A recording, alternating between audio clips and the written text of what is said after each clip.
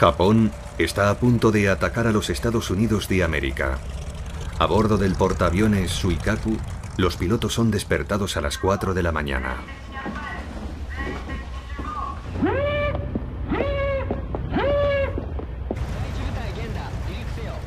Mitsuo Fuchida, el capitán del navío, los reúne para el tradicional brindis con sake a la salud del emperador.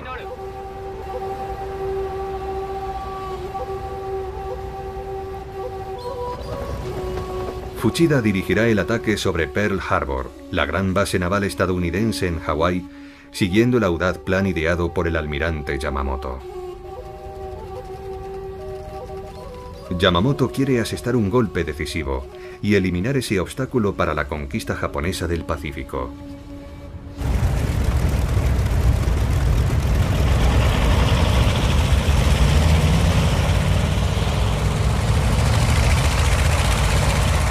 Fuchida relata: partimos hacia Pearl Harbor.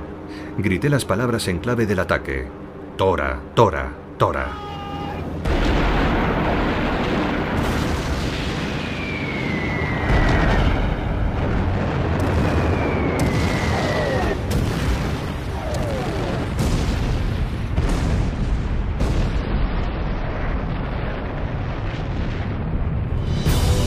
Apocalipsis. La Segunda Guerra Mundial. Episodio 4. La conflagración.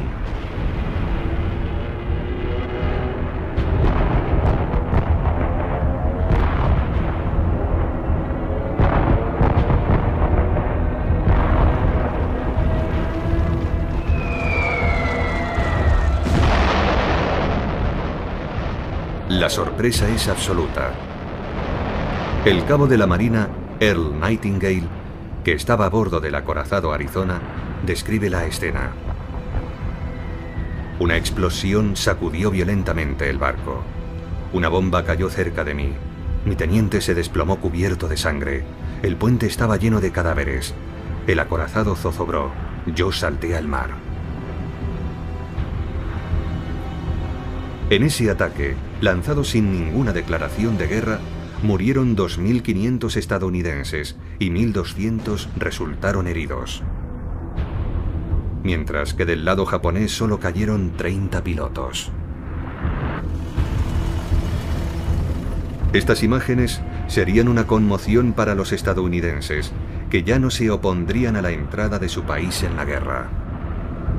Las fuerzas japonesas no desembarcaron en Hawái, ni tomaron Pearl Harbor. Hundieron parte de la flota estadounidense, pero solo los acorazados más antiguos. El portaaviones se había convertido en el arma clave de la guerra naval. Y los 3 portaaviones de la Marina estadounidense con base en Pearl Harbor no estaban allí, sino en alta mar, así que milagrosamente se salvaron.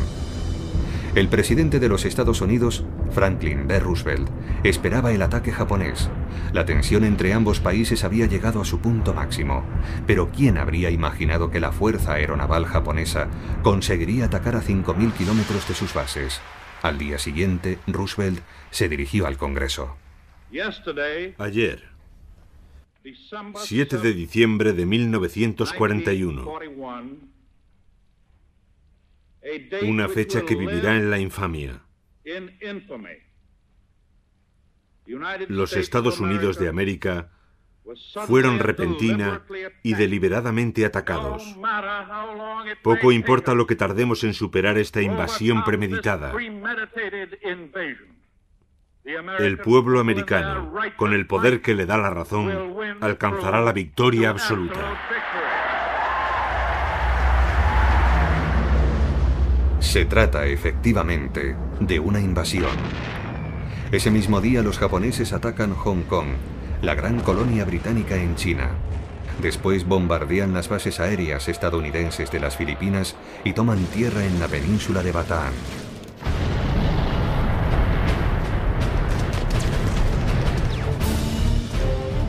Los japoneses ya se han instalado con fuerza en China. Invaden las colonias británicas de Birmania y Malasia por el caucho, la colonia holandesa de Sumatra por el petróleo y amenazan a la India y a Australia. Unos meses antes habían entrado en la colonia francesa de Indochina. Tras su derrota en 1940, el régimen francés de Vichy, incapaz de negarle nada a un aliado de Hitler, había entregado algunas de sus bases aéreas y navales a los japoneses. Los Estados Unidos habían reaccionado, paralizando la venta de petróleo a Japón y bloqueando los suministros japoneses. Estas sanciones económicas empujaron a Japón a la guerra. El país, un archipiélago de islas superpobladas, sin recursos naturales, se desarrollaba rápidamente, necesitaba materias primas y se lanzó a la conquista de los países que las tenían por la fuerza. Japón había construido la segunda flota naval más poderosa del mundo. Contaba con al menos 10 portaaviones y aviones de combate muy sofisticados, como el extraordinario Zero, que superaba a los aviones aliados en velocidad, maniobrabilidad y alcance, y disponía además de un ejército de millones de hombres, fanáticamente fieles a su emperador.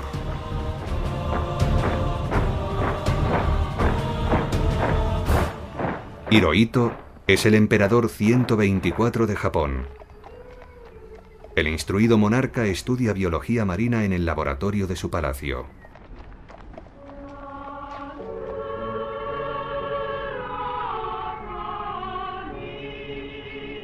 Es un dios viviente.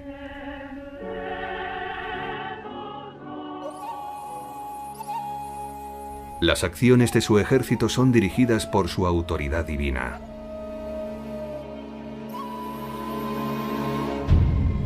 En China, el ejército imperial ha llevado a cabo masacres inauditas, como la de Nankín en 1937, en la que 300.000 chinos fueron asesinados antes de que los japoneses desfilaran orgullosamente por la ciudad prohibida de Pekín.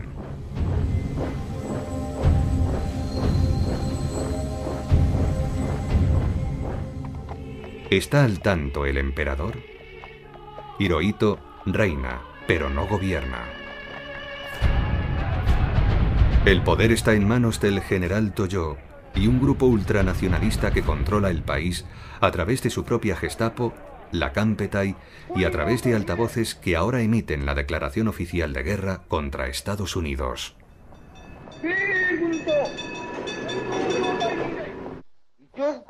100 millones de japoneses deben ahora entregarse y sacrificarse completamente por su país. Mientras todos demostremos nuestra patriótica lealtad al designio imperial de imponer la paz en el mundo, no temeremos a los estadounidenses ni a los británicos. Estos pilotos japoneses que despegan desde Indochina a la hora del desayuno no temen a los británicos. Buscan dos acorazados ingleses que han llegado para proteger Singapur. El venerado Repulse y, sobre todo, uno de los barcos de combate más modernos de la época, el Príncipe de Gales, el orgullo de la Marina Real. Los japoneses hunden ambos en menos de una hora. Una fecha que marca el fin del dominio británico de los mares.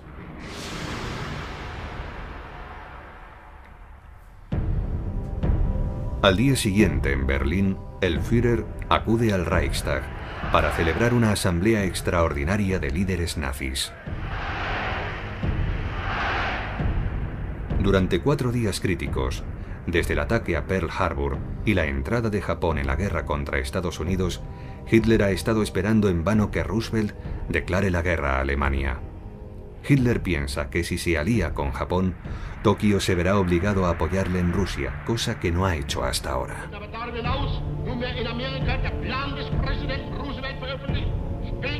Los generales alemanes, sin embargo, no están muy entusiasmados.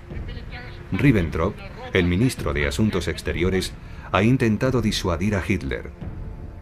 Pero este quiere seguir imponiendo sus decisiones y declara la guerra a Estados Unidos. Sabemos que detrás de Roosevelt se esconde el eterno poder judío. Agradezco al pueblo alemán que me haya elegido para liderar esta histórica batalla, que decidirá el rumbo de la historia durante los próximos 1000 años. Churchill corteja a Washington. Dice: ahora estamos todos en el mismo barco. Es el momento que ha estado esperando durante 2 años. Roosevelt ha querido demostrar a su electorado que ha hecho todo lo posible por mantener la paz. La guerra se ha extendido a nivel mundial y Churchill se siente ahora más fuerte. ¿Qué clase de gente creen que somos? Es posible que no se den cuenta de que no dejaremos de perseverar contra ellos hasta que aprendan una lección que ni ellos ni el mundo olvidarán nunca.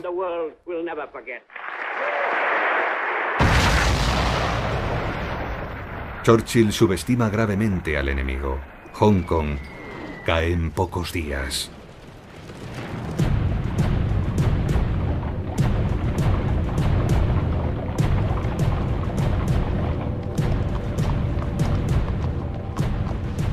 El general Yamashita, conocido como el Rommel japonés, envía a los tanques japoneses a través de la jungla malaya.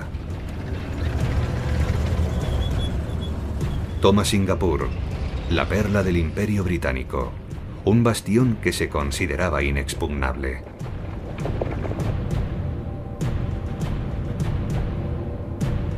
Yamashita hace alinear a 27.000 prisioneros británicos en perfecto orden para pasar una impresionante y humillante revista.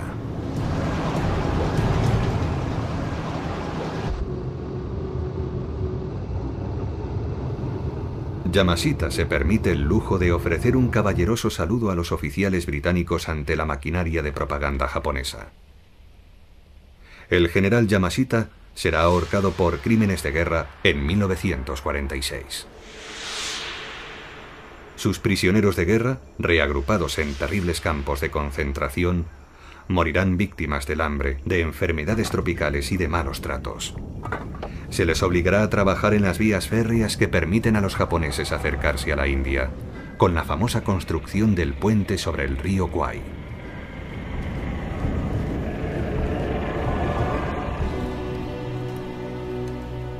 Louis Baum, un alpinista inglés que había sido hecho prisionero en Singapur, lo rememora así.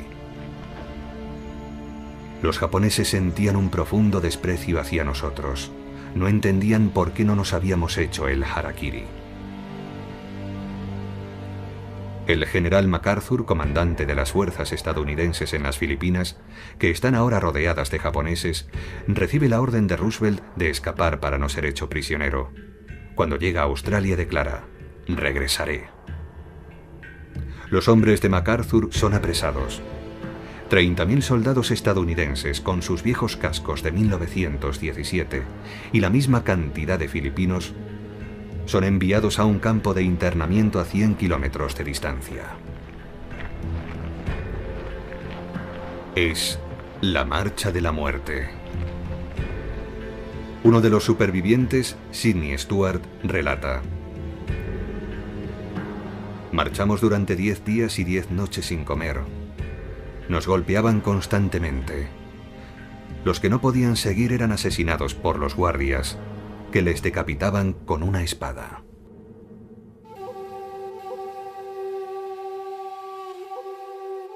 Esta crueldad se explica por la particular mentalidad de los japoneses de esta época.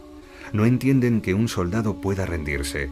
Ellos no se rinden jamás. Los japoneses, formados en la guerra desde la infancia, aprenden el bushido, el arte de matar y de morir.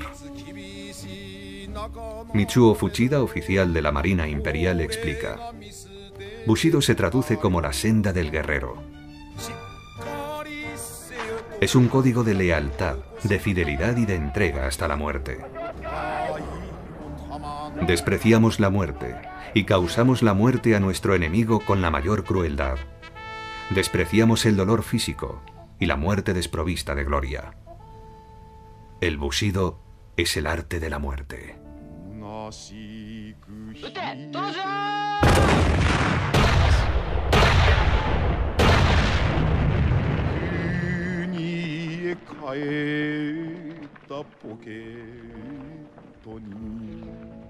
En solo 5 meses, Japón ha destruido las fuerzas aliadas en el lejano oriente y ha conquistado la mitad del Pacífico.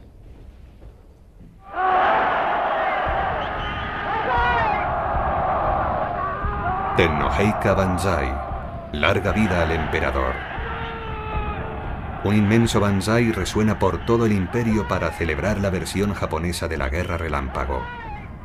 Llega hasta el general Toyo y hasta el emperador, que se digna hacer una aparición en público con su familia. Reina de su pequeño jardín londinense, Rose es filmada por su padre. Pese a las malas noticias llegadas desde el Pacífico, él le dice: todo se arreglará. Pero Rose siempre se asusta cuando escucha el ruido de un avión. Su padre la tranquiliza. Esos son de la Real Fuerza Aérea. Sin duda pertenecen al Escuadrón 615, la fuerza que protege Londres. Churchill es el comandante honorario. Sus pilotos son los supervivientes de la batalla de Gran Bretaña, además de belgas, polacos, checos y franceses. Como René Mouchot, De Gaulle siente por este héroe un afecto especial. Es uno de los primeros soldados que se unió a él en Inglaterra. Ahora son ellos los que atacan a los alemanes sobre los cielos de Francia. Primero hay que vencer a Alemania. Es la consigna de Churchill y Roosevelt. Germany first. Alemania primero. Tenemos que bombardearla, dice Churchill. Crea una flota aérea dirigida por el general Harris, apodado Harris la Bomba, que dice: minaremos su moral destruyendo sus fábricas junto con sus obreros. Harris está convencido de que puede ganar la guerra con sus potentes aviones cuatrimotores, los Halifax y los Lancaster. Esta estrategia es criticada por su elevado coste, tanto en hombres como en equipo, pero empieza a sembrar la muerte en las ciudades alemanas. El 8 de marzo de 1942 los aliados bombardean Essen, un centro de producción de armas para las fuerzas alemanas del frente ruso, un gesto de Churchill para ayudar a Stalin. Los alemanes, por su parte, empiezan a sufrir las consecuencias de las políticas de Hitler. El régimen nazi se desliza por una espiral de demencia asesina.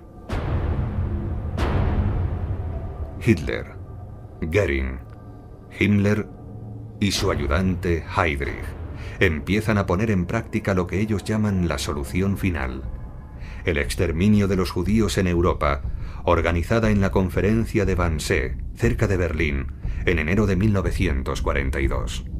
Esa es la razón por la que Heydrich ha ido a París, para ordenar la redada masiva de judíos en Francia, un viaje sin retorno a las cámaras de gas de Auschwitz.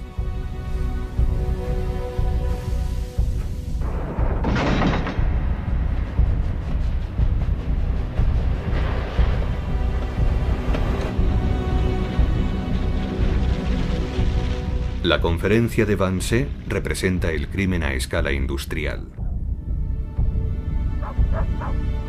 Miles de judíos son hacinados en falsas duchas y luego gaseados.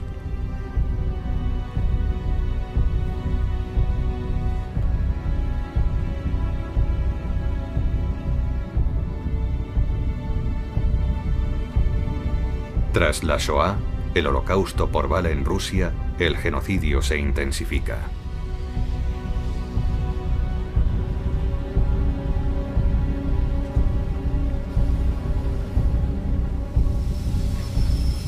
En París, como en el resto de Europa, la ocupación trae consigo pobreza. Todo se raciona. Todo lo que producen los países ocupados sirve para alimentar al ejército alemán, un parásito insaciable.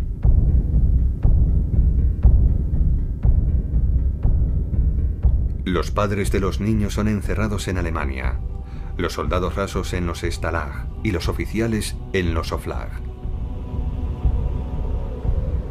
Gaston Thireg, encarcelado en junio de 1940, escribe: en el Stalag desperdicié los 5 mejores años de mi vida, de los 20 a los 25 años, sin mi mujer.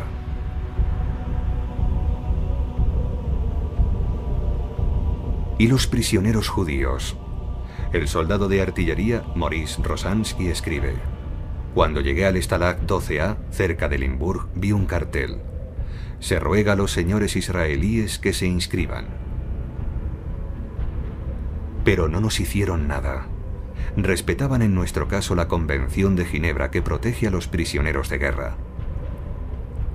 Así que no experimenté ninguna inquietud cuando mi familia fue deportada. En los Oflag, los oficiales reciben mejor trato. Los generales son internados en la fortaleza de Königstein, cerca de Dresde.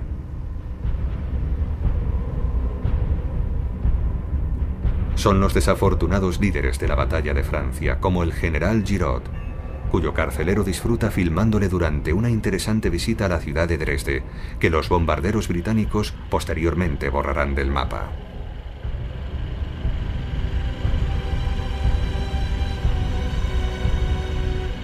A sus 63 años, el general Giraud se convertirá en el héroe de una fuga acrobática que enfurecerá a Hitler. Durante un tiempo será el rival del general de Gaulle. Sin embargo, será de Gaulle quien desde Londres encarne la resistencia francesa. En Francia, los atentados contra las fuerzas de ocupación se multiplican, especialmente desde que los comunistas se han unido a la lucha de la resistencia tras la invasión alemana de la Unión Soviética. Como represalia por los ataques antigermanos, los alemanes ejecutan a los rehenes. De Gaulle dispone ahora de un pequeño ejército, las llamadas Fuerzas Libres Francesas, que lucha junto a los británicos en África. Algunos de sus miembros, condenados a muerte por el gobierno de Vichy, llevan luchando desde el 18 de junio de 1940. El más célebre es el general Leclerc, cuyo nombre real es Philippe de Hotlock, y que ha adoptado el seudónimo para proteger a su familia que ha quedado en Francia.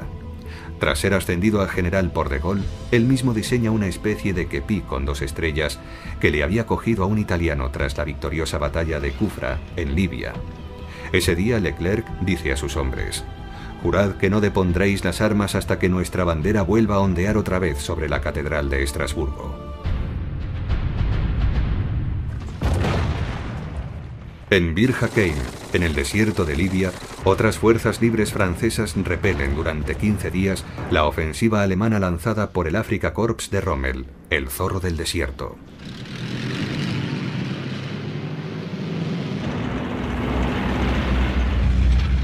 En este conflicto global, los llamados poderes del eje, la alianza entre Alemania, Italia y Japón, dominan en todos los frentes. El Afrika Korps se encuentra a las puertas de Egipto. La Wehrmacht ocupa una tercera parte de Rusia. La Marina Imperial japonesa controla el Pacífico y los submarinos alemanes causan estragos en el Atlántico. Los U-Boots constituyen el arma más peligrosa de Alemania. Durante los primeros meses de 1942, estos submarinos han hundido 4 millones de toneladas de barcos aliados. Una hecatombe de buques cisterna y de carga provistos de armas y aviones destinados a servir de suministro a una asfixiada Gran Bretaña. Aunque Estados Unidos se ha unido al conflicto, la guerra parece perdida. El mundo se encuentra al borde del abismo.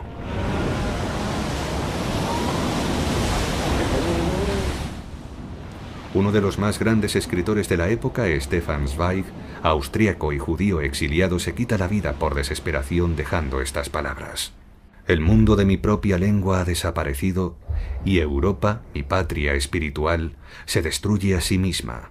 Es mejor poner fin a tiempo y con la cabeza alta a una existencia cuya mayor alegría era el trabajo intelectual y cuyo más preciado bien en esta tierra era la libertad personal».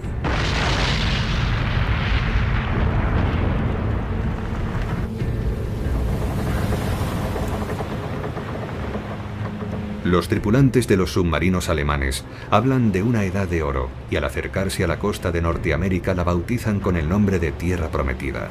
A través de sus periscopios filman las brillantes luces de Nueva York.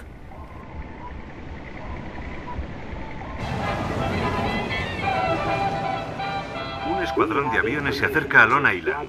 Tomen las medidas necesarias por si son identificados como aviones La radio enemigos. y la prensa estadounidenses propagan el rumor de posibles ataques aéreos alemanes, pero ningún avión de la época posee todavía alcance suficiente para llegar desde Europa. Aún así, se da la orden a la población de apagar las luces. La psicosis se instala sobre todo en la costa oeste, donde la idea de un ataque japonés parece más creíble. De repente, 120.000 estadounidenses de origen japonés se convierten en sospechosos. Primero les confiscan las radios y después les toman las huellas dactilares.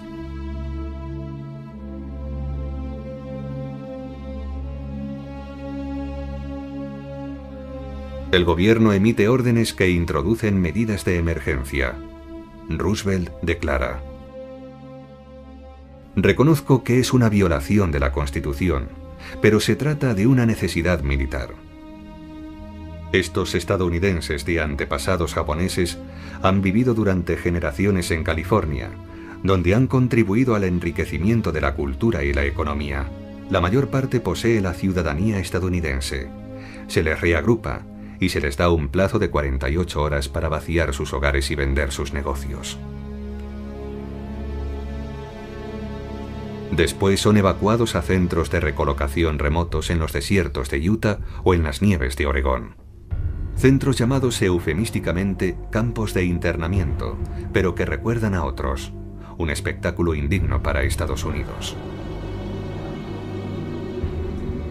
La novelista estadounidense Julie Otsuka recuerda: mi educación fue muy estadounidense.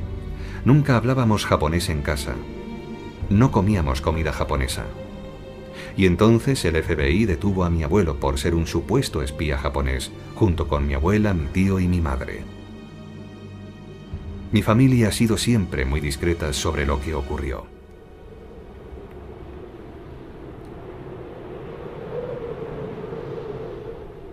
Pero nada merma su lealtad hacia Estados Unidos.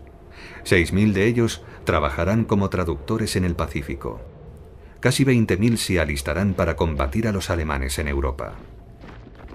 El resto será liberado al final de la guerra. En 1942, Estados Unidos se moviliza alrededor de su bandera. 11 millones de hombres se alistan y 6 millones de mujeres se ponen a trabajar para sustituirlos en las fábricas de armamento.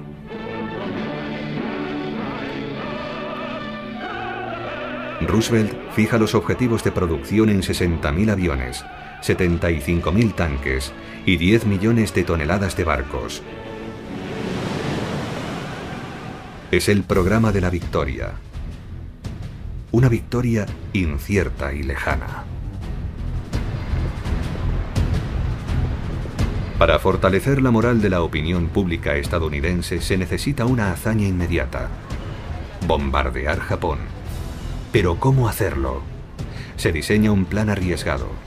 Un portaaviones, el Hornet, intentará acercarse a Japón lo máximo posible con una escuadra de 16 bombarderos B-25.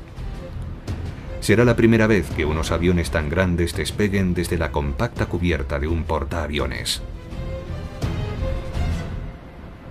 Las tripulaciones han sido entrenadas por un famoso piloto de carreras y ahora coronel de la Fuerza Aérea, Jimmy Doolittle.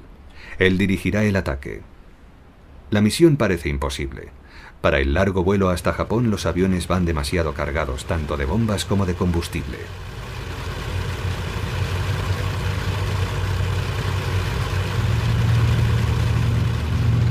Pero consiguen despegar.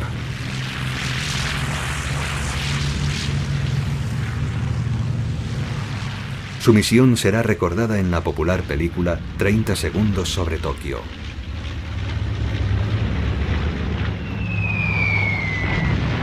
Los aviones lanzan unas pocas toneladas de bombas causando solo daños menores, pero constituye una gran bofetada para el imperio del sol naciente. La venganza sobre la tripulación de un bombardero derribado en territorio japonés será implacable.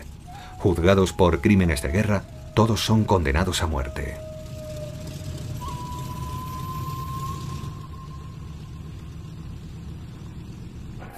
Para el primer ministro, el general Toyo, y para el almirante Yamamoto, el ataque aéreo demuestra que es necesario extender su perímetro defensivo.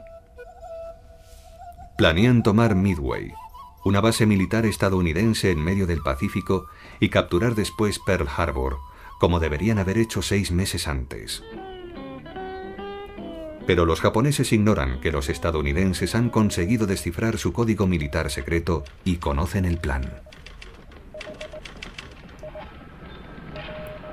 El comandante en jefe estadounidense, el almirante Chester Nimitz, se prepara para defender Midway. Tiene menos portaaviones que Yamamoto, pero los coloca todos juntos para preparar una emboscada.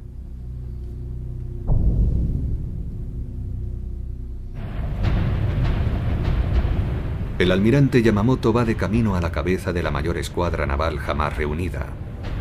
200 buques de guerra y, por encima de todo, una excepcional flota de 8 portaaviones que transportan casi 600 aviones.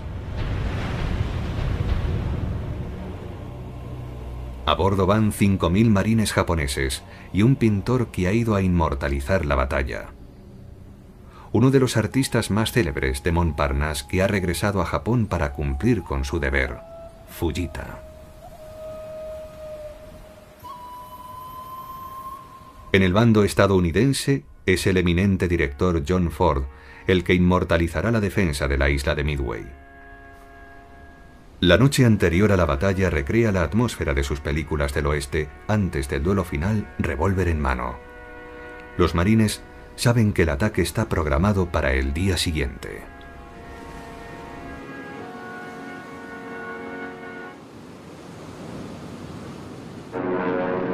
A las 5 de la mañana, Ford filma el primer ataque japonés que alcanza la base estadounidense.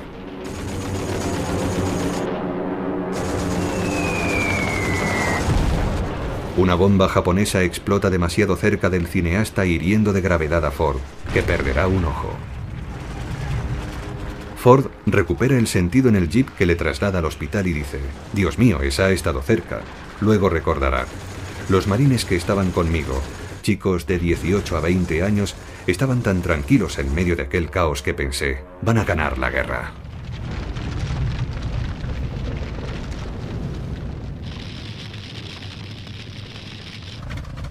En los portaaviones estadounidenses los pilotos no son mucho mayores. Apenas acaban de salir de la universidad. Posan para las cámaras de John Ford y después despegan para atacar a la flota japonesa.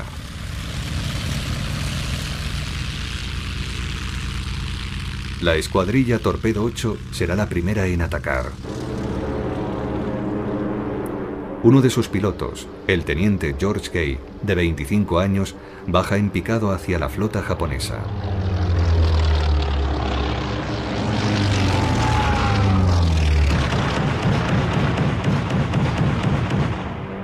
Las baterías antiaéreas de los portaaviones japoneses derriban los aviones estadounidenses uno tras otro. George Gay vuela bajo, sobre las olas. Es derribado, pero emerge del agua milagrosamente ileso. A unos centenares de metros, ve la frenética actividad a bordo de los portaaviones japoneses. Están cargando los aviones de combustible y bombas, preparándose para la segunda oleada de ataques. Justo en ese momento, otra formación de bombarderos estadounidenses vuela sobre los barcos japoneses. Un increíble golpe de suerte. 4 portaaviones japoneses son hundidos.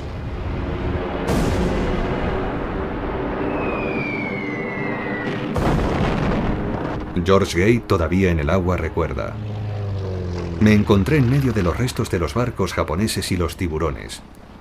Los aviones japoneses volvían de su primer ataque sobre Midway. Buscaban los portaaviones que acabábamos de hundir. Así que vi a los pilotos japoneses que se habían quedado sin combustible aterrizar en el agua».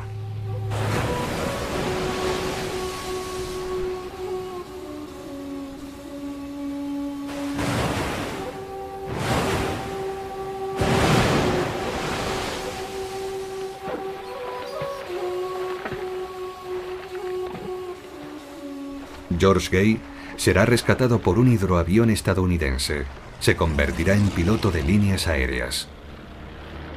El portaaviones estadounidense Georgetown ha sido dañado por los japoneses. Evalúa los daños. Cuenta el número de bajas. E intenta regresar a la base. Pero al día siguiente es torpedeado por el submarino japonés I-168.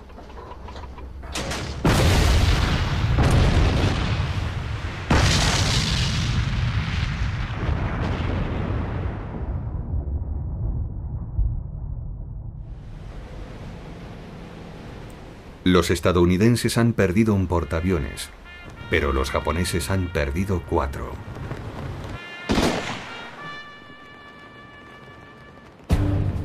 Esta primera derrota japonesa sube la moral de los aliados. En palabras de Churchill, nos devolvió la confianza. Sin embargo, no parece haber debilitado a Japón. Frustrados en Midway, en mitad del Pacífico, continúan avanzando hacia el sur, hacia Australia. Darwin, la ciudad más al norte del país, que ya ha sido bombardeada por los japoneses, se prepara ahora para la invasión, la primera guerra del continente. Los australianos intentarán defenderse de Japón, que continúa con su expansión invadiendo Nueva Guinea, una isla enorme, prácticamente impenetrable, que hasta ahora ha atraído principalmente a exploradores.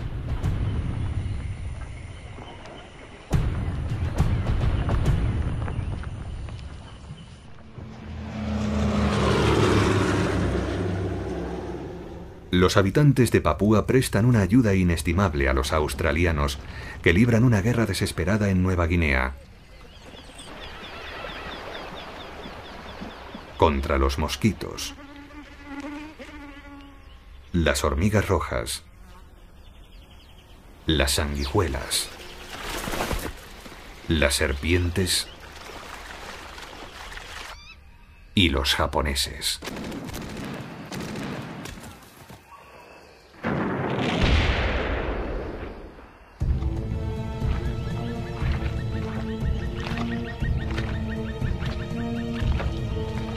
Pero lo que preocupa ahora a los estadounidenses es la isla de Guadalcanal.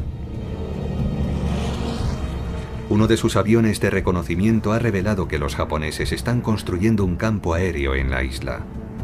Otra amenaza para Australia. Los estadounidenses organizan entonces el primer gran desembarco de la guerra.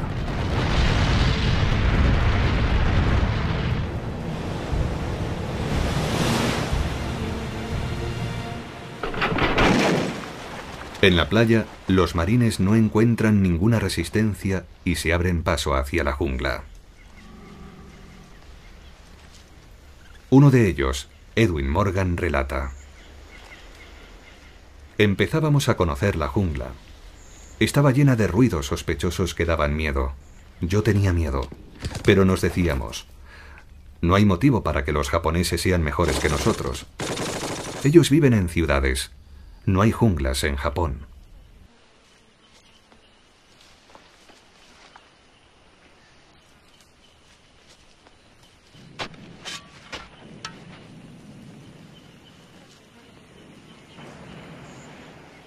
Los marines son profesionales y los japoneses fanáticos.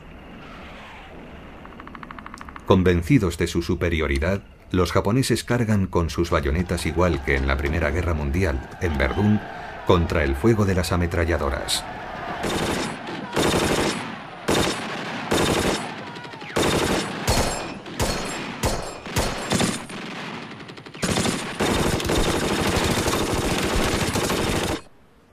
Con el mismo resultado que en Verdún, un baño de sangre.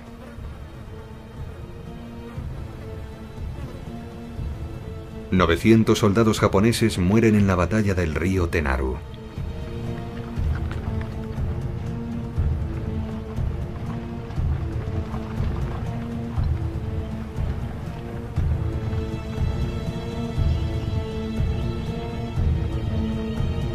Después de la batalla, los marines capturan el campo aéreo, lo controlan y agrandan la pista para la llegada de los primeros aviones de los marines, el Escuadrón de las Ovejas Negras. Este campo aéreo se convierte en el objetivo permanente de los cañones japoneses. Por las noches, sus cruceros navegan a lo largo de la costa y atacan las bases con tanta regularidad que los marines los llaman el Expreso de Tokio.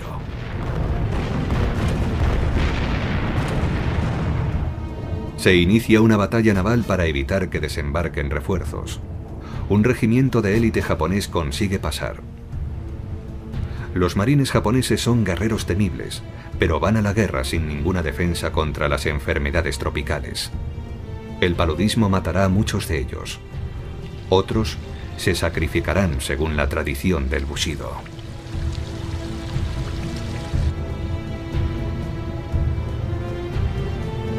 Su comandante, el coronel Ichiki, les recuerda la máxima samurái. El deber es pesado como una montaña, pero la muerte de un soldado es ligera como una pluma.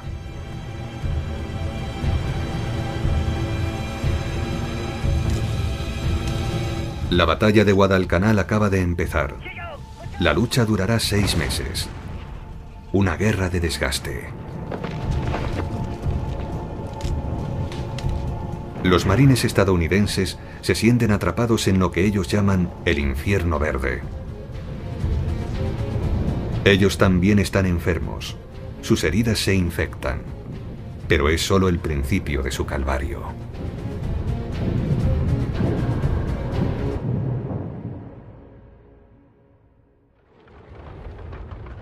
En ese momento, el Ejército Rojo sufre también su propio calvario. Los rusos lo llaman el Verano Negro de 1942. Los alemanes han reanudado su marcha hacia el este y vuelven a tomar prisioneros, aunque menos que el año anterior, porque la mayor parte de los soviéticos ya se han marchado. Y no han dejado tras de sí nada más que tierra quemada.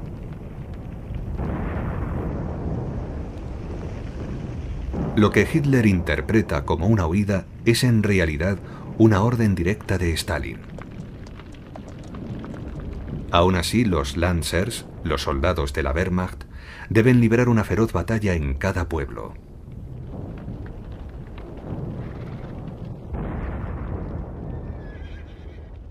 El mayor Hock, del 18º Regimiento de Infantería, escribe: los nuevos reclutas no están acostumbrados a este tipo de lucha. Pronto se deprimen, se vuelven locos y se hacen matar. El 8 de agosto perdimos así a 35 jóvenes, de los 50 que murieron en la 6ª compañía.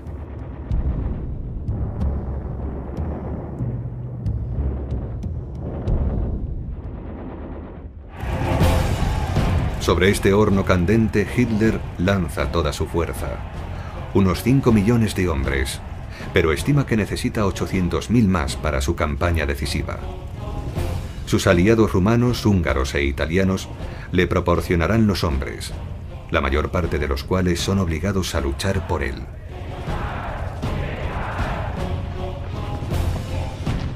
De los 300.000 italianos obligados a ir a la guerra por la megalomanía de Mussolini, solamente 10.000 regresarán a sus hogares.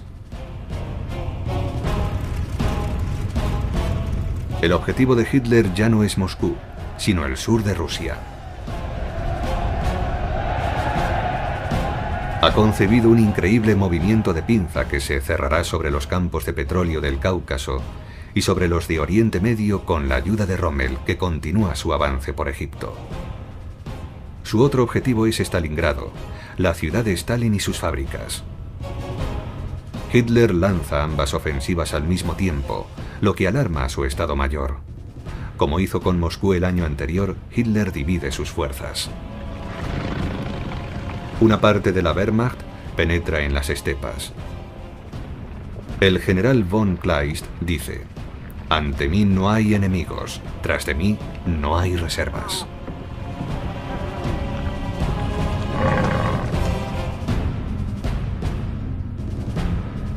Llegan a las montañas del Cáucaso. Se dirigen a la frontera iraní, que recientemente se ha convertido en una ruta de abastecimiento de ayuda estadounidense a Rusia. Pero no conseguirán llegar. Mientras tanto, el resto de las fuerzas alemanas, el 6º ejército dirigido por el general Paulus, marcha hacia Stalingrado.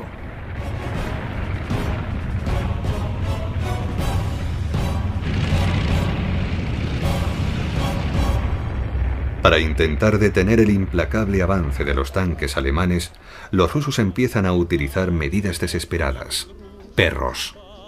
Hasta ahora las pieles de los perros se usaban para hacer botas, pero los rusos han ideado un método basado en los estudios sobre el reflejo condicionado del famoso científico Pavlov. Dejan a los perros sin comer y los acostumbran a buscar su alimento bajo vehículos oruga. Les colocan un cinturón de explosivos manejado por control remoto y los sueltan en el último momento, cuando los tanques alemanes se perfilan en el horizonte.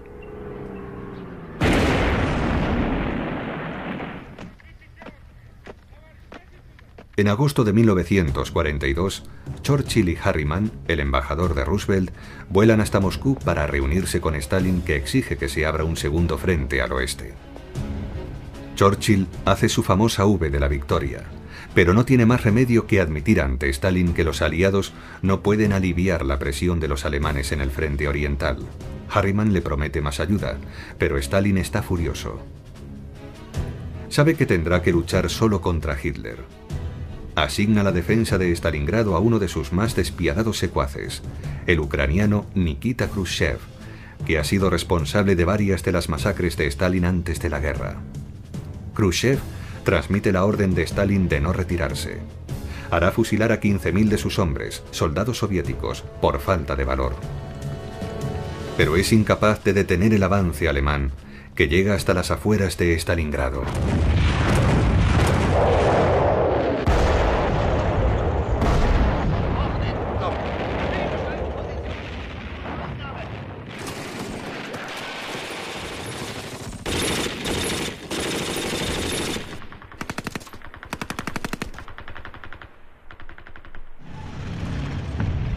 A principios de septiembre de 1942, Paulus llega hasta la línea de ferrocarril que lleva a Moscú. Consigue seguirla hasta Stalingrado y toma la estación central de trenes.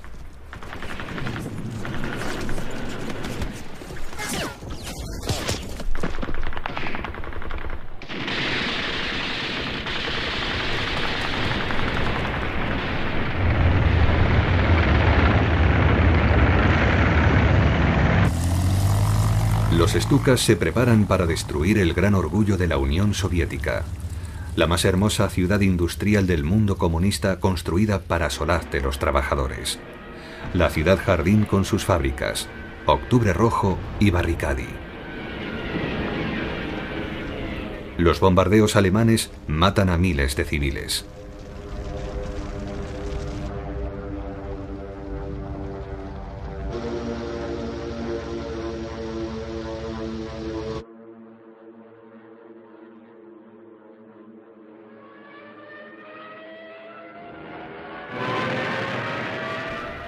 La enorme fábrica de tractores donde se fabrican los tanques T-34 queda reducida a un mar de escombros.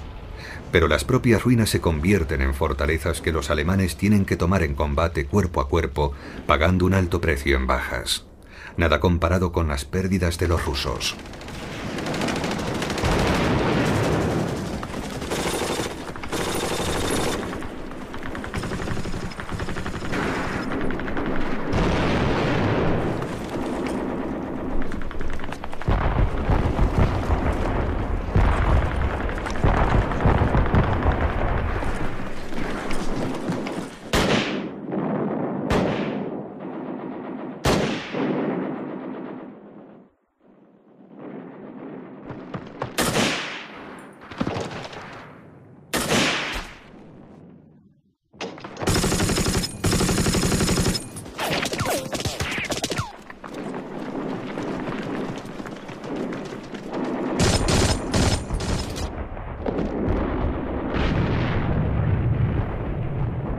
Tras 4 semanas de encarnizados combates, los alemanes capturan el único punto desde el que se domina la ciudad, la colina Mamayev.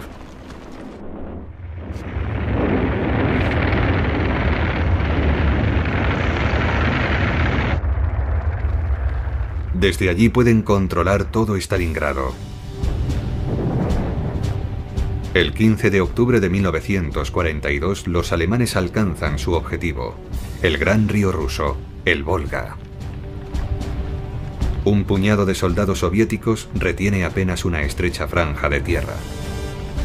El general Paulus puede informar a Hitler que el Sexto Ejército ocupa ahora la ciudad, sobre la que ondea por fin la Cruz Gamada.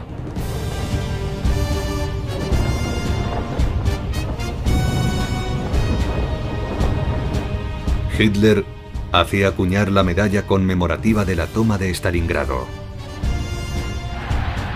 Está exultante.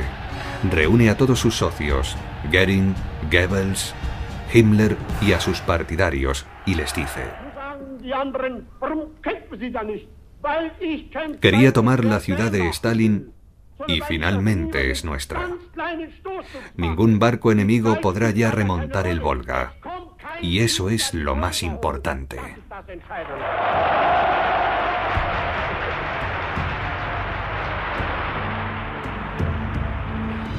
Apocalipsis, la Segunda Guerra Mundial. Próximo episodio, El Cerco.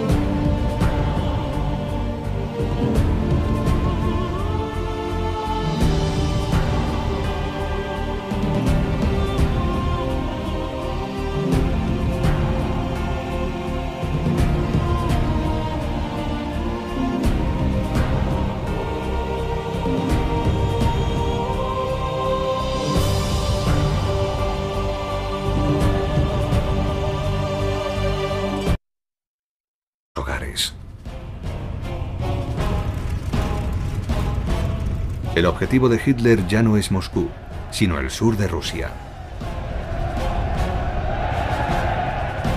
Ha concebido un increíble movimiento de pinza que se cerrará sobre los campos de petróleo del Cáucaso y sobre los de Oriente Medio con la ayuda de Rommel, que continúa su avance por Egipto. Su otro objetivo es Stalingrado, la ciudad de Stalin y sus fábricas. Hitler lanza ambas ofensivas al mismo tiempo, lo que alarma a su Estado Mayor. Como hizo con Moscú el año anterior, Hitler divide sus fuerzas.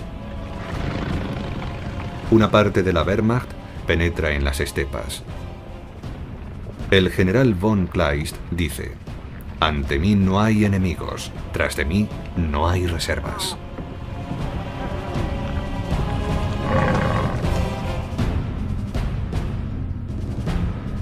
Llegan a las montañas del Cáucaso. Se dirigen a la frontera iraní, que recientemente se ha convertido en una ruta de abastecimiento de ayuda estadounidense a Rusia. Pero no conseguirán llegar. Mientras tanto, el resto de las fuerzas alemanas, el sexto ejército dirigido por el general Paulus, marcha hacia Stalingrado.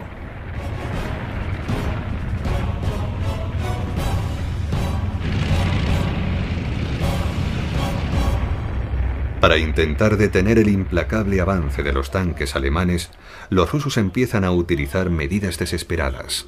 Perros. Hasta ahora las pieles de los perros se usaban para hacer botas, pero los rusos han ideado un método basado en los estudios sobre el reflejo condicionado del famoso científico Pavlov.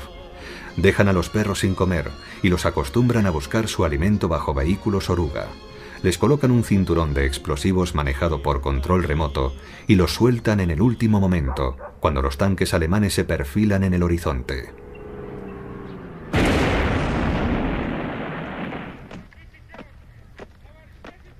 En agosto de 1942, Churchill y Harriman, el embajador de Roosevelt, vuelan hasta Moscú para reunirse con Stalin, que exige que se abra un segundo frente al oeste.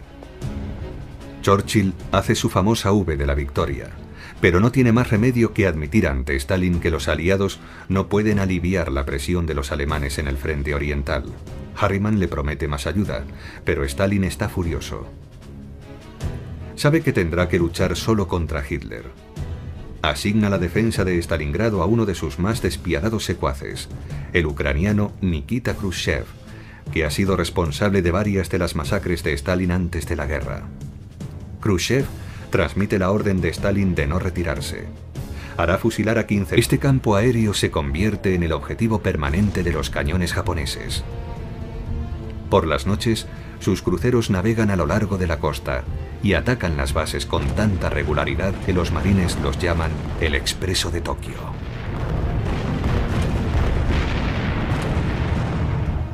Se inicia una batalla naval para evitar que desembarquen refuerzos. Un regimiento de élite japonés consigue pasar. Los marines japoneses son guerreros temibles, pero van a la guerra sin ninguna defensa contra las enfermedades tropicales. El paludismo matará a muchos de ellos.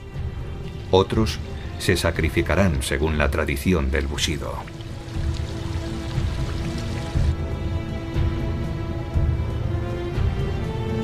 Su comandante, el coronel Ichiki, les recuerda la máxima samurái. El deber es pesado como una montaña, pero la muerte de un soldado es ligera como una pluma.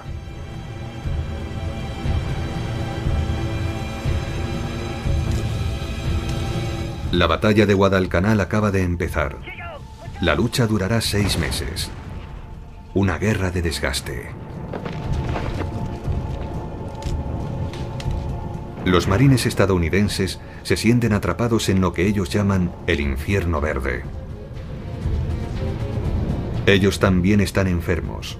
Sus heridas se infectan. Pero es solo el principio de su calvario.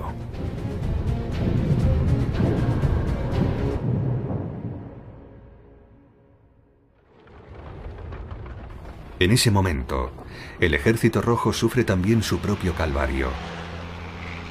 Los rusos lo llaman el Verano Negro de 1942. Los alemanes han reanudado su marcha hacia el este y vuelven a tomar prisioneros, aunque menos que el año anterior, porque la mayor parte de los soviéticos ya se han marchado. Y no han dejado tras de sí nada más que tierra quemada.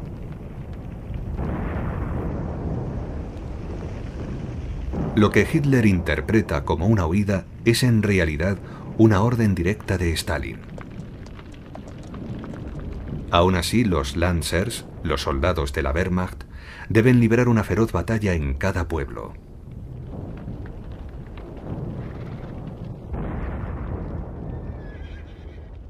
El mayor Hock, del 18º Regimiento de Infantería, escribe: los nuevos reclutas no están acostumbrados a este tipo de lucha.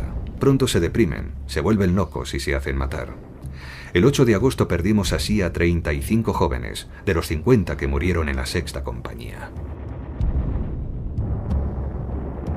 Manos del general Toyo y un grupo ultranacionalista que controla el país a través de su propia Gestapo, la Kampetei, y a través de altavoces que ahora emiten la declaración oficial de guerra contra Estados Unidos.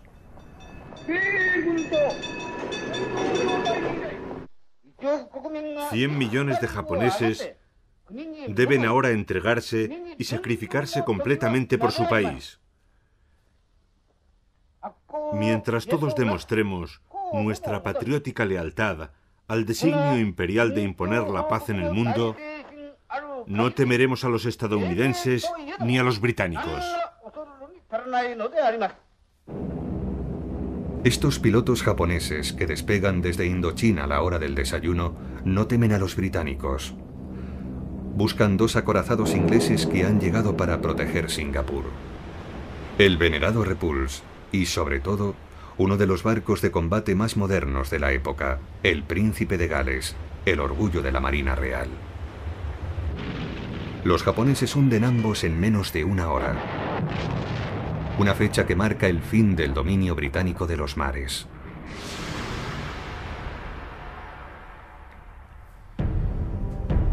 Al día siguiente, en Berlín, el Führer acude al Reichstag para celebrar una asamblea extraordinaria de líderes nazis.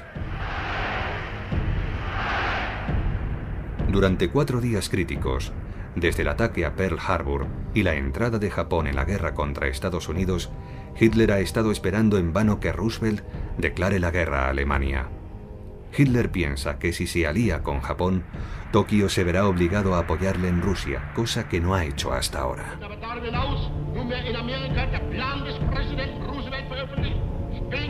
Los generales alemanes, sin embargo, no están muy entusiasmados. Ribbentrop, el ministro de Asuntos Exteriores, ha intentado disuadir a Hitler, pero este quiere seguir imponiendo sus decisiones y declara la guerra a Estados Unidos.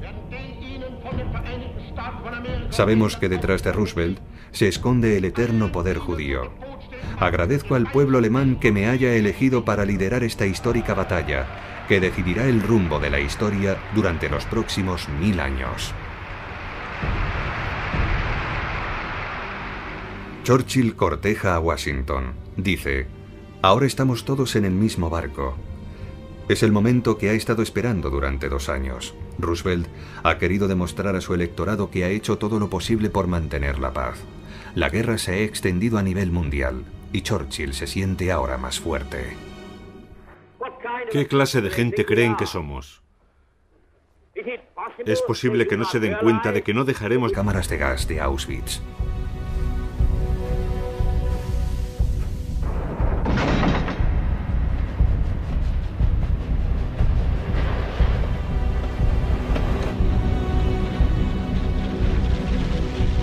La conferencia de Wannsee representa el crimen a escala industrial.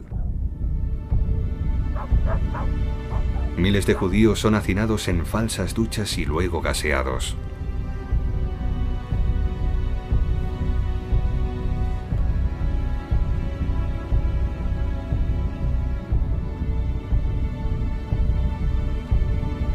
Tras la Shoah, el holocausto por bala en Rusia, el genocidio se intensifica.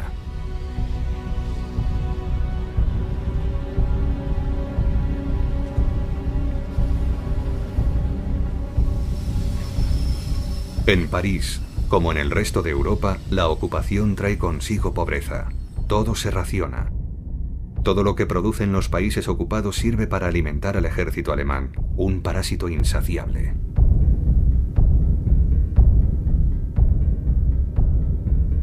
Los padres de los niños son encerrados en Alemania, los soldados rasos en los Stalag y los oficiales en los Oflag. Gaston Thireg, encarcelado en junio de 1940, escribe: en el Stalag desperdicié los 5 mejores años de mi vida, de los 20 a los 25 años, sin mi mujer.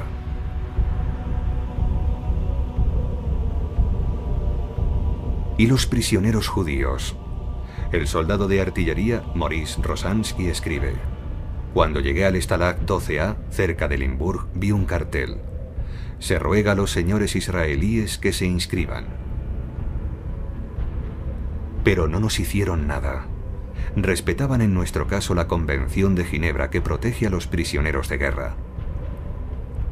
Así que no experimenté ninguna inquietud cuando mi familia fue deportada. En los Oflag, los oficiales reciben mejor trato. Los generales son internados en la fortaleza de Königstein, cerca de Dresde.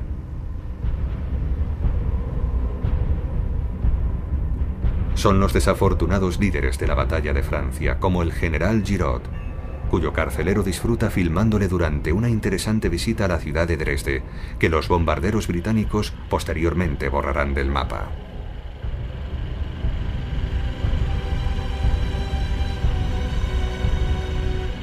A sus 63 años, el general Giraud se convertirá en el héroe de una fuga acrobática que enfurecerá a Hitler. Durante un tiempo será el rival del general de Gaulle. Sin embargo, será de Gaulle. La escuadrilla Torpedo 8 será la primera en atacar. Uno de sus pilotos, el teniente George Kay, de 25 años, baja en picado hacia la flota japonesa.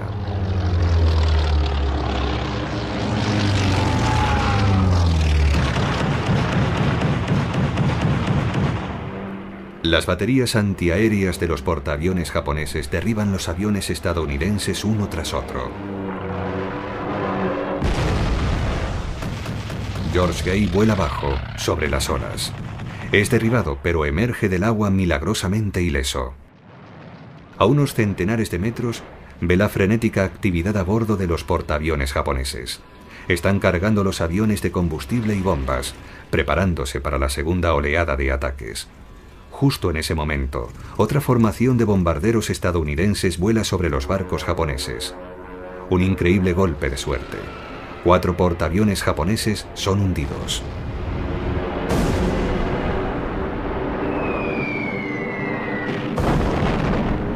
George Gay, todavía en el agua, recuerda: me encontré en medio de los restos de los barcos japoneses y los tiburones. Los aviones japoneses volvían de su primer ataque sobre Midway. Buscaban los portaaviones que acabábamos de hundir. Así que vi a los pilotos japoneses que se habían quedado sin combustible aterrizar en el agua.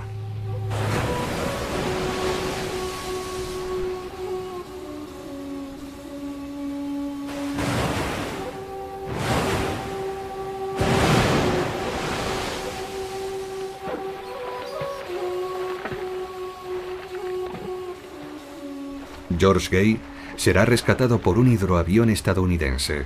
Se convertirá en piloto de líneas aéreas.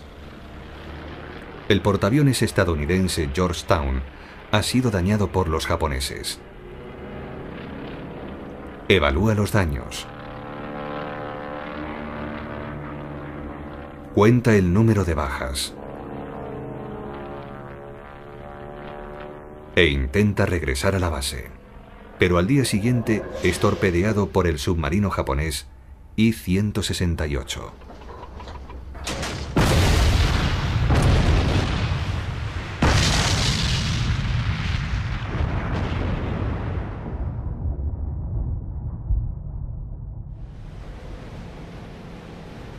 Los estadounidenses han perdido un portaaviones, pero los japoneses han perdido 4.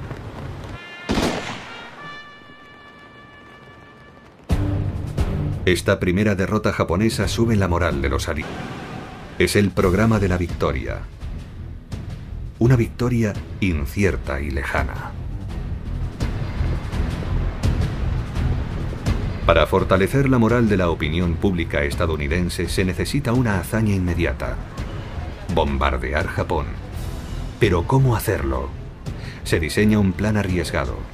Un portaaviones, el Hornet, intentará acercarse a Japón lo máximo posible con una escuadra de 16 bombarderos B-25.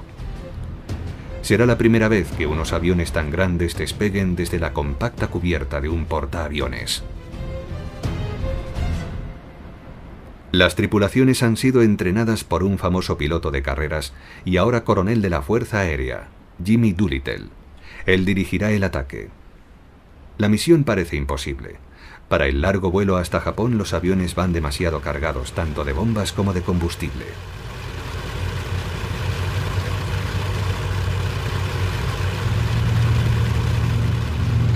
Pero consiguen despegar.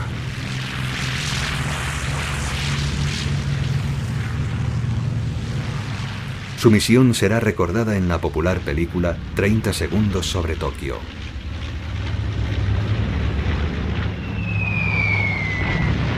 Los aviones lanzan unas pocas toneladas de bombas causando solo daños menores, pero constituye una gran bofetada para el imperio del sol naciente.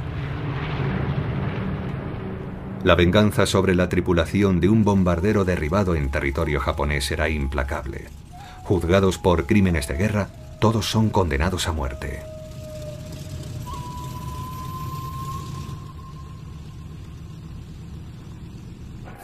Para el primer ministro, el general Toyo, y para el almirante Yamamoto, el ataque aéreo demuestra que es necesario extender su perímetro defensivo. Planean tomar Midway, una base militar estadounidense en medio del Pacífico, y capturar después Pearl Harbor, como deberían haber hecho 6 meses antes.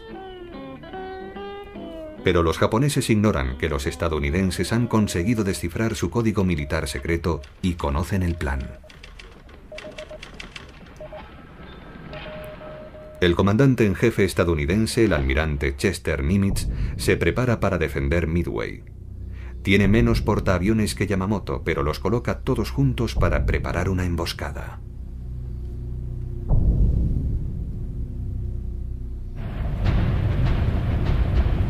El almirante Yamamoto va de camino a la cabeza de la mayor escuadra naval jamás reunida.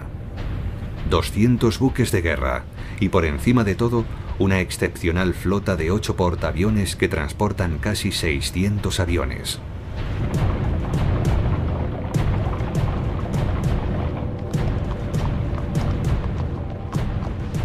El general Yamashita, conocido como el Rommel japonés, envía a los tanques japoneses a través de la jungla malaya. Toma Singapur, la perla del Imperio Británico, un bastión que se consideraba inexpugnable.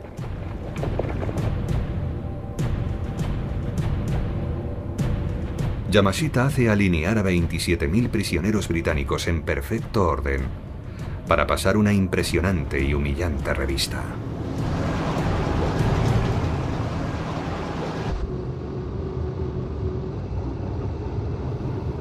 Yamashita se permite el lujo de ofrecer un caballeroso saludo a los oficiales británicos ante la maquinaria de propaganda japonesa. El general Yamashita será ahorcado por crímenes de guerra en 1946. Sus prisioneros de guerra, reagrupados en terribles campos de concentración, morirán víctimas del hambre, de enfermedades tropicales y de malos tratos. Se les obligará a trabajar en las vías férreas que permiten a los japoneses acercarse a la India, con la famosa construcción del puente sobre el río Kwai.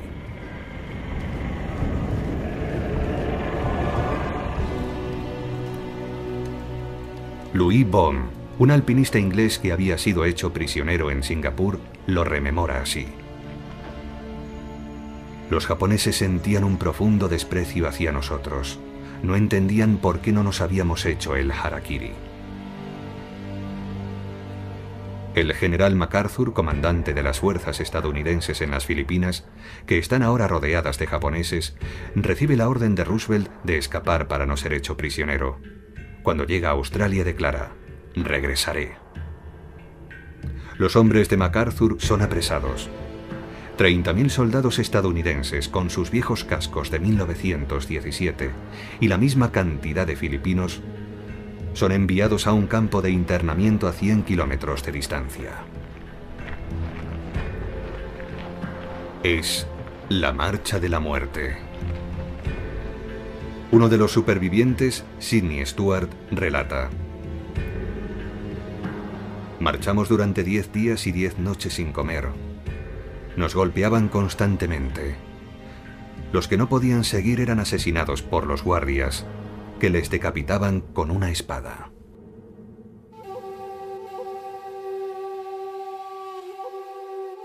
Esta crueldad se explica por la particular mentalidad de los japoneses de esta época. No entienden que un soldado pueda rendirse. Ellos no. Su comandante, el coronel Ichiki, les recuerda la máxima samurái: el deber es pesado como una montaña, pero la muerte de un soldado es ligera como una pluma.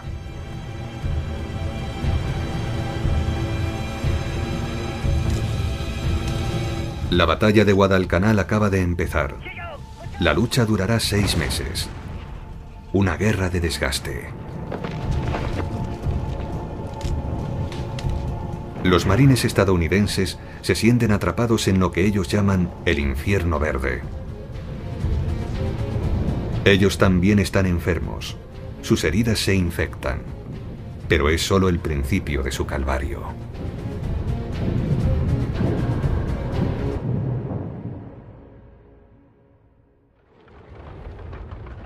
En ese momento, el Ejército Rojo sufre también su propio calvario.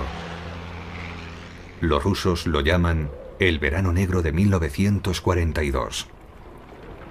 Los alemanes han reanudado su marcha hacia el este y vuelven a tomar prisioneros, aunque menos que el año anterior, porque la mayor parte de los soviéticos ya se han marchado. Y no han dejado tras de sí nada más que tierra quemada.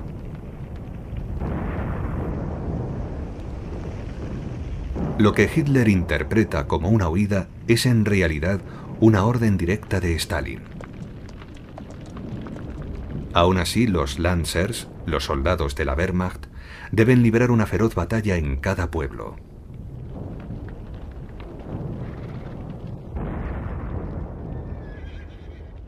El mayor Hawk, del 18º Regimiento de Infantería, escribe: Los nuevos reclutas no están acostumbrados a este tipo de lucha. Pronto se deprimen, se vuelven locos y se hacen matar. El 8 de agosto perdimos así a 35 jóvenes, de los 50 que murieron en la 6ª compañía.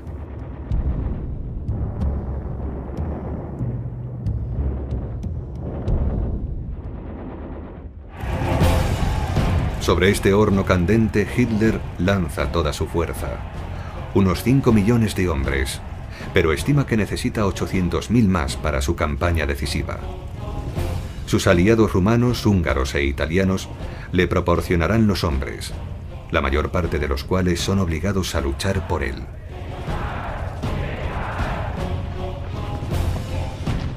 De los 300.000 italianos obligados a ir a la guerra por la megalomanía de Mussolini, solamente 10.000 regresarán a sus hogares. El objetivo de Hitler ya no es Moscú, sino el sur de Rusia. Como el extraordinario Zero, que superaba a los aviones aliados en velocidad, maniobrabilidad y alcance, y disponía además de un ejército de millones de hombres, fanáticamente fieles a su emperador.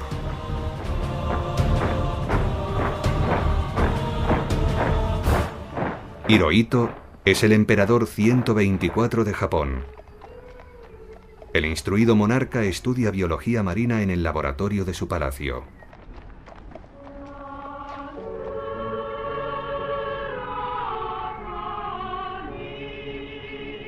Es un dios viviente.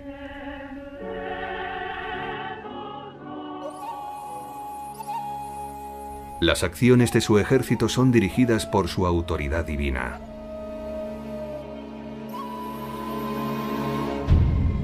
En China, el ejército imperial ha llevado a cabo masacres inauditas, como la de Nankín en 1937, en la que 300.000 chinos fueron asesinados antes de que los japoneses desfilaran orgullosamente por la ciudad prohibida de Pekín.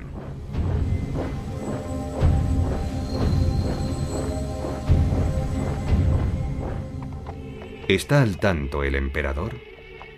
Hirohito reina, pero no gobierna. El poder está en manos del general Toyo y un grupo ultranacionalista que controla el país a través de su propia Gestapo, la Kampetei y a través de altavoces que ahora emiten la declaración oficial de guerra contra Estados Unidos.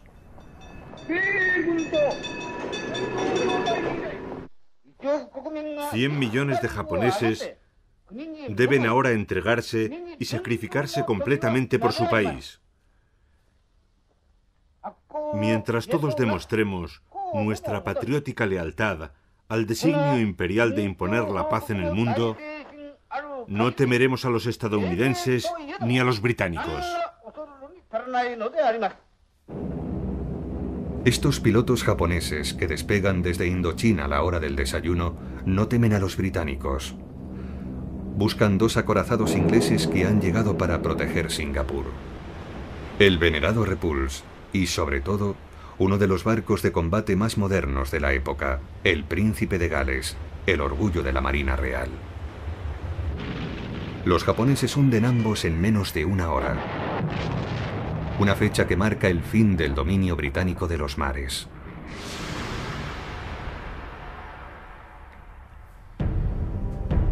Al día siguiente, en Berlín, el Führer acude al Reichstag para celebrar una asamblea extraordinaria de líderes nazis.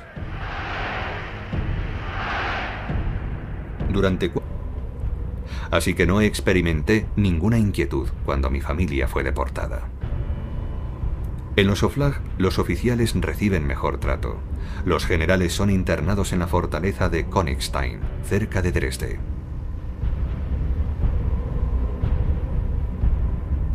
Son los desafortunados líderes de la batalla de Francia, como el general Giraud, cuyo carcelero disfruta filmándole durante una interesante visita a la ciudad de Dresde, que los bombarderos británicos posteriormente borrarán del mapa.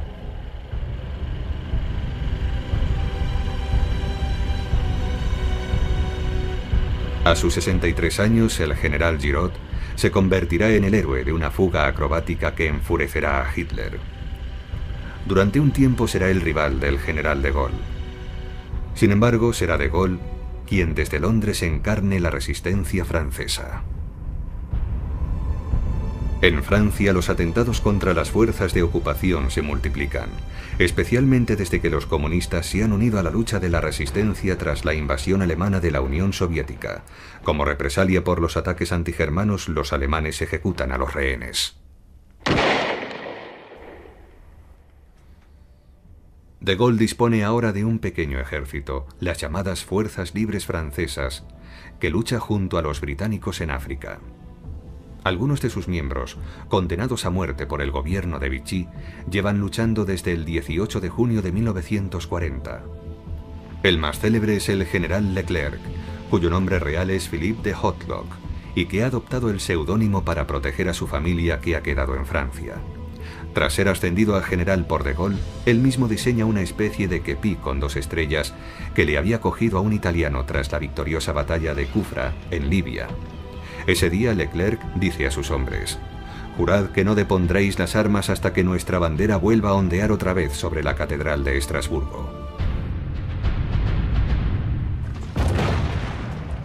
En Bir Hakeim, en el desierto de Libia, otras fuerzas libres francesas repelen durante 15 días la ofensiva alemana lanzada por el Afrika Korps de Rommel, el zorro del desierto.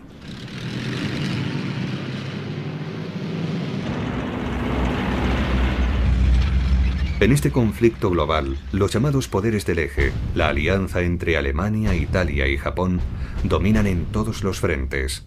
El Afrika Korps se encuentra a las puertas de Egipto. La Wehrmacht ocupa una tercera parte de Rusia. La Marina Imperial japonesa controla el Pacífico y los submarinos alemanes causan estragos en el Atlántico. Los U-Boots constituyen el arma más peligrosa de Alemania. Durante los primeros meses de 1942, estos submarinos han hundido 4 millones de toneladas. La primera guerra del continente. Los australianos intentarán defenderse de Japón, que continúa con su expansión invadiendo Nueva Guinea, una isla enorme, prácticamente impenetrable, que hasta ahora ha atraído principalmente a exploradores.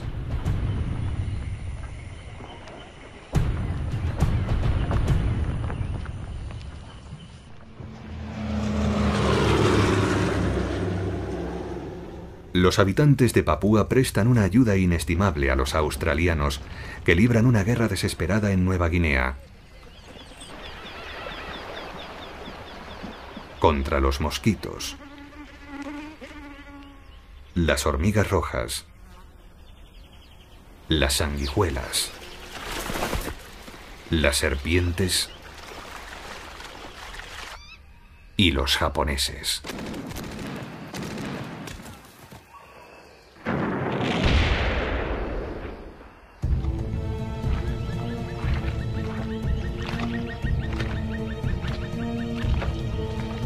Pero lo que preocupa ahora a los estadounidenses es la isla de Guadalcanal.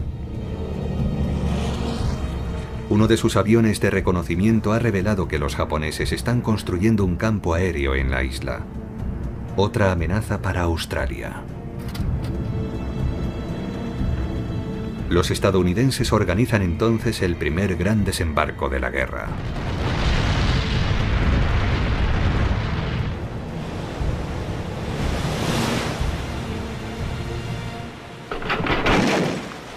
En la playa, los marines no encuentran ninguna resistencia y se abren paso hacia la jungla.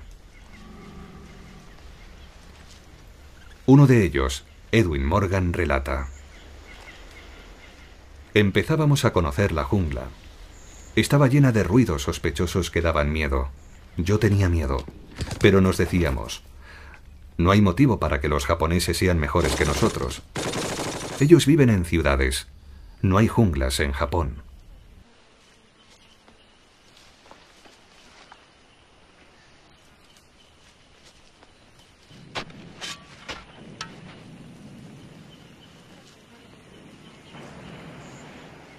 Los marines son profesionales y los japoneses fanáticos.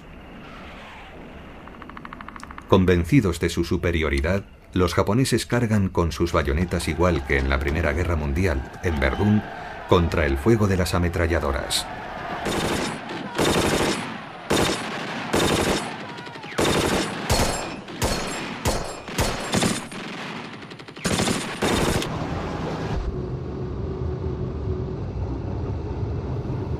Yamashita se permite el lujo de ofrecer un caballeroso saludo a los oficiales británicos ante la maquinaria de propaganda japonesa. El general Yamashita será ahorcado por crímenes de guerra en 1946. Sus prisioneros de guerra, reagrupados en terribles campos de concentración, morirán víctimas del hambre, de enfermedades tropicales y de malos tratos. Se les obligará a trabajar en las vías férreas que permiten a los japoneses acercarse a la India, con la famosa construcción del puente sobre el río Kwai.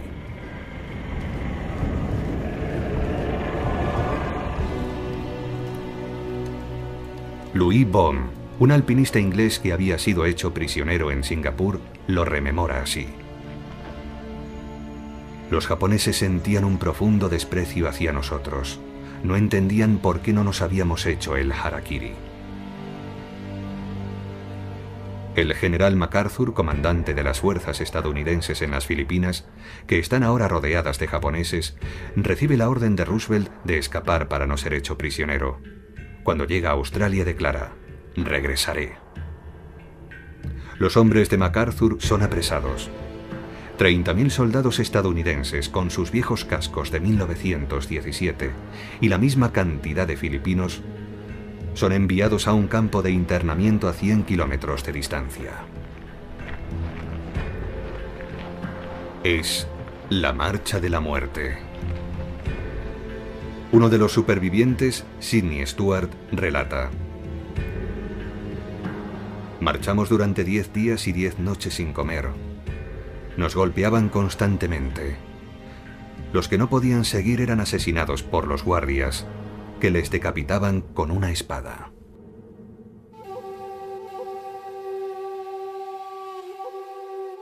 Esta crueldad se explica por la particular mentalidad de los japoneses de esta época.